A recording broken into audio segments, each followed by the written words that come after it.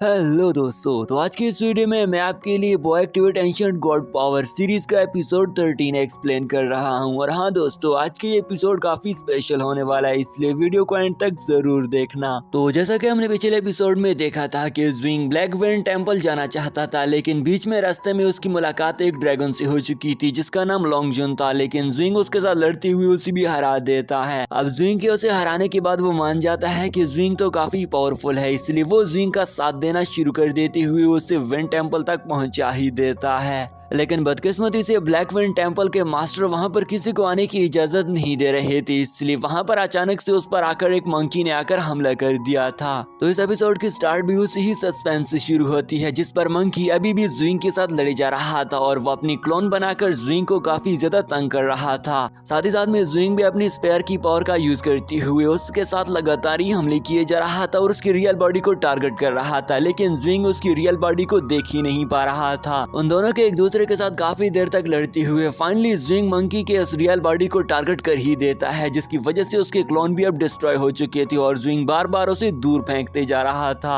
अब ज़्विंग उसे कहता है कि क्या आप भी तुम मुझसे लड़ना चाहते हो, जिस पर मंकी बोल रहा था कि मुझे यकीन नहीं हो रहा है कि तुमने इतने ज्यादा स्ट्रॉन्ग मंकी किंग को हरा दिया। वो अपना नाम वूली बताते हुए ज़्विंग से कहता है कि मैं तो तुमसे अब हार ही चुका हूँ, इसलिए मैं तुम्हें अपना तारफ बता देता हूँ, और कहता है कि मैं इस ब्लैक वेन टेम्पल का सेकंड राक्षस हूँ। वो ज़्विंग को यह मशवरा भी देता है कि आगे थर्ड राक्षस से आपका जिससे सामना होने वाला है वो मुझसे भी ज्यादा पावरफुल है, इसलिए मैं आपको मशवरा देता हूँ कि आप यहाँ से वापस चले जाएं, और जब तुम डेमिड गोल्ड लेवल तक पहुँच जाओ तो फिर ही तुम यहाँ पर आना। मुझे तो तुमने हरा ही दिया है जो कि मैं सेकंड राक्षस हूँ, लेकिन थर्ड राक्षस को हराना कोई आसान काम नहीं होगा। जिस पर ज़्विंग कहता है कि नहीं, मैं बिना कोशिश किए हार कभी नहीं मानता, इसलिए वो आगे चला गया था और मंकी भी उसे नहीं रोकता। लेकिन पीछे देखते हुए वूली वो उसे कहता है कि मैंने आज से पहले इस तरह के ट्रांसेंडेंट लेवल पावरफुल वॉरियर को नहीं देखा जिसने ट्रांसेंडेंट लेवल अचीव किया हो और इस जितना पावरफुल हो, ये तो सबसे ज्यादा पावरफुल निकला। दूसरी तरफ हमें फिर से जनरल यांग को दिखाया जाता है जो कि अभी भी गुस्से में दिख रहा था, और वो थर्ड प्रीस्ट से कहता है कि मुझे बताओ कि ज़्विंग अब इस वक्त कहाँ पर है। वो उसे कहता है कि मैं ज़्विंग का पता लगा रहा हूँ, लेकिन मुझे मालूम नहीं पड़ रहा कि ज़्विंग आखिरकार कहाँ पर है। इसके बाद वो एक गोला निकाल लेता है जिसके अंदर उसने एक लड़की को फंसा रखा था। जनरल यांग उसे कहता है कि मुझे जल्दी जल्दी बताओ कि ज़्विंग कहाँ पर है, वरना मैं तुम्हारे साथ इस लड़की को भी मार दूंगा। थर्ड प्रीस्ट कहता है कि नहीं जनरल यांग, तुम ऐसा नहीं कर सकते हो, जिस पर वो भी उसे कहता है कि मैं ऐसा कर सकता हूँ, मुझे जल्दी जल्दी बताओ कि ज़्विंग आखिरकार कहाँ पर है।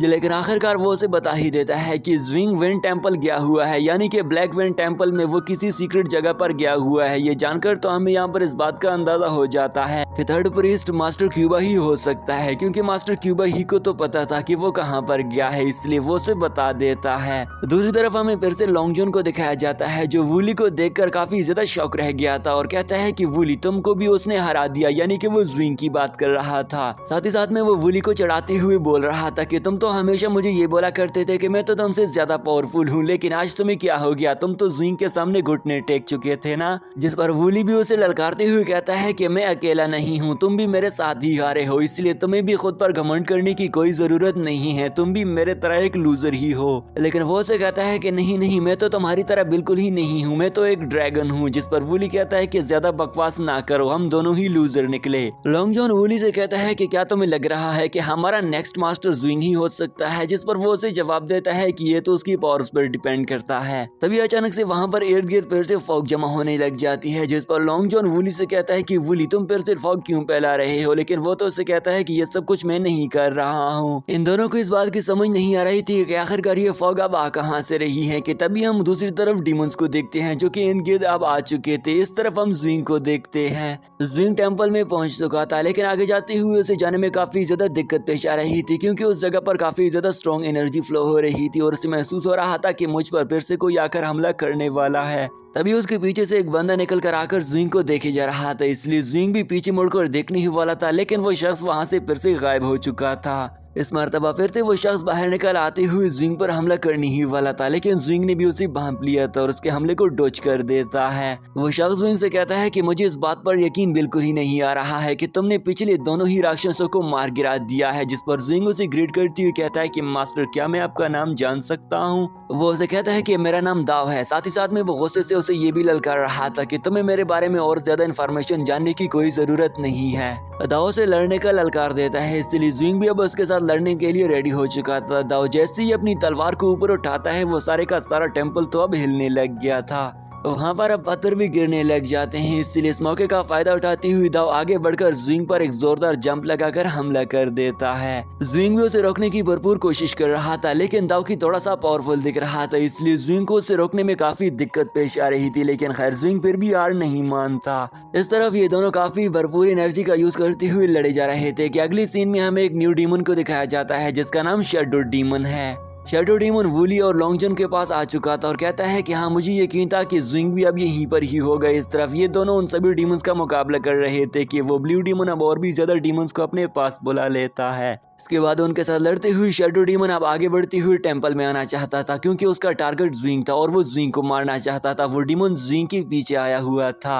ज़ुइंग अपने फायर एंड ड्रैगन के पावर का यूज करते हुए दाओकी पर हमला कर देता है, जिसे रोकते हुए दाओकी ने अपनी पावर यूज करके पीछे से पिर्प से ज़ुइंग पर हमला कर दिया था, लेकिन ज़ुइंग फिर खुद को बचा लेता है। दाओकी का यह अटैक काफी ज्यादा पावरफुल था, इसलिए ज़ुइंग दूर जाकर गिर जाता है और अब दाओकी आगे जाते हुए उसके पर तलवार रख देता है और उससे कहता है कि अब बताओ, अब मैं तुम्हें मार दूं या फिर जिंदा छोड़ दूं। ज़ुइंग उसे कहता है कि मुझे तो ये लग रहा है कि तुम डेमीगॉड लेवल की पीक पर होगे, जिस पर वो उसे कहता है कि तुम मेरे लेवल को अपने लेवल से कंपेयर ना करो, मैं तुमसे ज्यादा पावरफुल हूँ। अब ज़ुइंग भी हार मानने वाला नहीं था, इसलिए वो वर्ल्ड रियलम की टेक्निक का यूज करके उसके अंदर चला जाता है। ये देखकर तो दाओकी इर्द गिर्द तलवार मारने लग गया था, लेकिन ज़ुइंग उसे कहीं भी नजर नहीं आ रहा था। अब अंदर की जानिब हम ज़ुइंग को देखते हैं जो कि खुद से कहता है कि मुझे अपने आप पर इतना ज्यादा यकीन नहीं था कि मैं अपने इस टेक्निक को इतनी जल्दी आजमा कर इसे यूज कर लूंगा, क्योंकि दोस्तों वर्ल्ड रियलम की टेक्निक को यूज करना कोई आसान काम नहीं है। इसलिए दूसरी तरफ बाहर खड़ा हुआ दाओकी कहता है कि मैं समझ गया हूँ कि तुमने वर्ल्ड रियलम टेक्निक का यूज किया है,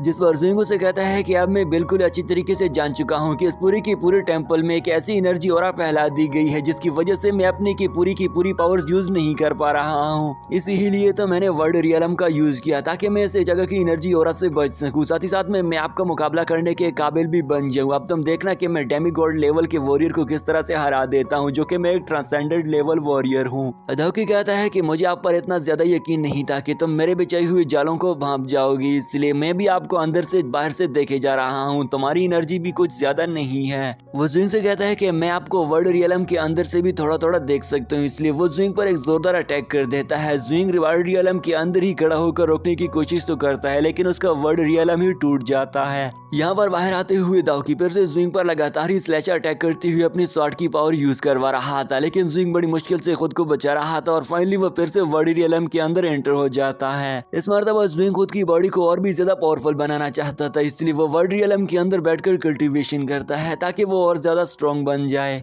दूसरी तरफ हमें मास्टर क्यूबा को फिर से दिखाया जाता है, जिसके पास एल्डर चैन आकर उससे पूछता है कि तुम इतनी जल्दी में कहाँ जा रहे हो, खैर तो है ना। मास्टर क्यूबा कहता है कि मैं चैंगफेंग एकेडमी की तरफ जा रहा हूँ क्योंकि मुझे खबर मिली है कि वहाँ पर किसी डीमन ने आकर हमला कर दिया है, इसलिए मैं उन्हें प्रोटेक्शन देने जा रहा हूँ। मास्टर क्यूबा अब तो चला जाता है, लेकिन एल्डर चैन को यकीन नहीं था, इसलिए वो उसके पीछे अपने दो जासूसों को लगा देता है और उन्हें अच्छी तरह से बता देता है कि मास्टर क्यूबा को तुम दोनों के बारे में कभी भी खबर नहीं होनी चाहिए। दूसरी तरफ हम फिर से ज़ुइंग को देखते हैं जो कि अभी कल्टीवेशन के प्रोसेस एंड करते हुए अपने वर्ल्ड रियलम को और ज्यादा पावरफुल बना देता है, क्योंकि ताकि दाओकी उसे ना देख सके और उसकी पावर्स अंदर की जानिब से ना भांप सके। दाओकी भी उसे इर्द गिर्द फिर से ढूंढना शुरू कर देता है। साथ ही साथ में वो ज़ुइंग को आवाजें लगाते हुए बोल रहा था कि तुम मुझसे छुपन छुपाई ना खेलो, बल्कि सामने आ जाओ ताकि मैं तुम्हें अपनी पावर्स दिखा दूं।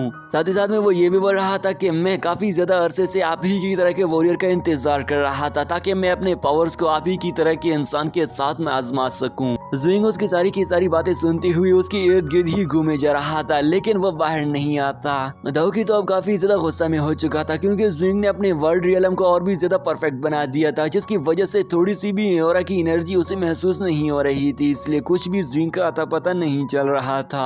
दाओकी लड़ने के लिए बहुत ही ज्यादा बेताब हो रहा था, इसलिए वो ज़ुइंग से कहता है कि तुम जो कुछ भी मांगोगे मैं दे दूंगा, साथ ही साथ में मैं तुम्हें कुछ नई टेक्निक भी सिखा दूंगा, लेकिन बस तुम सिर्फ और सिर्फ बाहर आ जाओ। तभी अचानक से ज़ुइंग को महसूस हो जाता है कि कोई डीमन आकर हमला करने वाला है और वो दाउकी पर हमला करने ही वाला था, लेकिन ज़ुइंग दाउकी का हाथ पकड़कर उसे वर्ल्ड रियलम में एंटर करके उसे बचा देता है। लेकिन उसके अंदर जाने से पहले ही वर्ल्ड रियलम तो फिर से ब्रेक हो जाता है, जिस पर वो दाउकी से पूछता है कि दाउकी ये क्या हो गया है। दाउकी उसे बताता है कि तुमने अभी वर्ल्ड रियलम के बारे में जाना है, इसलिए अगर तुम एक से ज्यादा लोगों को वर्ल्ड रियलम में रखोगे तो वो ब्रेक ही हो जाएगा और तुम इस वर्ल्ड रियलम को और पावरफुल बना लोगे तो तभी जाकर तुम 2 लोगों को रख पाओगे। लेकिन अब मजा चखो, अब हमारा फाइट डीमन से होने वाला है। इस तरफ तो शैडो डीमन भी अब उनसे लड़ने के लिए बिल्कुल ही बेताब हो चुका था, लेकिन ये दोनों भी शैडो डीमन से लड़ने के लिए रेडी हो जाते हैं। तभी अचानक से शैडो डीमन और भी बहुत सारे डीमंस को अपने पास बुला लेता है ताकि वो इन दोनों का अच्छे से मुकाबला कर सके। लेकिन हम देखते हैं कि इसी सस्पेंस पर यह एपिसोड तो यहीं पर एंड हो चुका था। तो दोस्तों कैसा लगा आपको आज का ये एपिसोड? मैं उम्मीद करता हूँ कि आपको आज का ये एपिसोड अच्छा ही लगा होगा। तो अगर आप सभी दोस्तों ने पिछले एपिसोड नहीं देखे तो उनका मैंने प्लेलिस्ट में डाल दिया है, आप मेरे चैनल पर जाकर चेकआउट कर सकते हैं। तो अगर अभी तक भी वीडियो लाइक नहीं की तो वीडियो को पटाख से लाइक कर दीजिए और हाँ, चैनल को भी जरूर सब्सक्राइब कर देना जो दोस्त मेरे चैनल पर नए आए हैं। तब तक के लिए अल्लाह हाफिज।